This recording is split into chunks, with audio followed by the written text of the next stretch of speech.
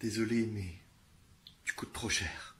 Tu as sûrement vu passer cette information, donc selon laquelle il y aurait une taxe sur les animaux domestiques et que ce serait une taxe qui serait au niveau européen.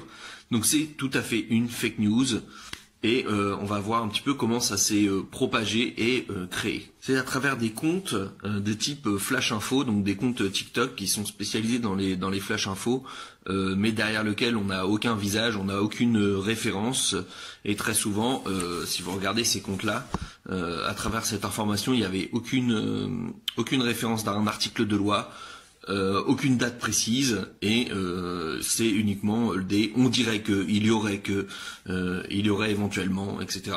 Donc il n'y a aucun fait réel.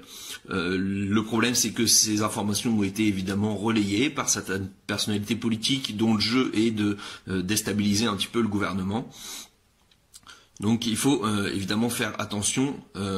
On a sur ce type d'informations un mélange entre des rumeurs et des faits réels.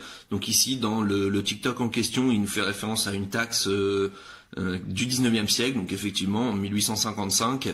Donc il y a une taxe mise en place par Napoléon III au niveau municipal et cette taxe finalement a été assez peu appliquée.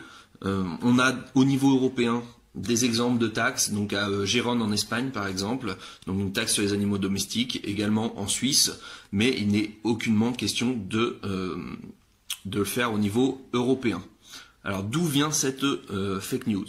Donc cette rumeur vient d'un site parodique qui s'appelle Nordpress, donc c'est un site belge, on a Goafi en France et ici Nordpress en Belgique, donc qui prend des informations, essaye de faire des faux titres, des choses un petit peu rigolotes, et cette information a été reprise, alors soit par une personne qui n'avait pas compris que c'était une fausse information, soit volontairement.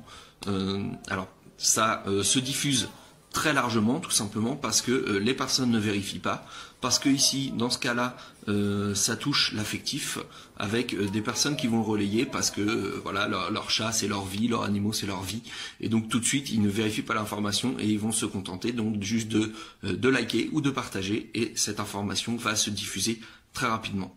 Donc il faut vérifier les sources, vérifier d'où vient l'information.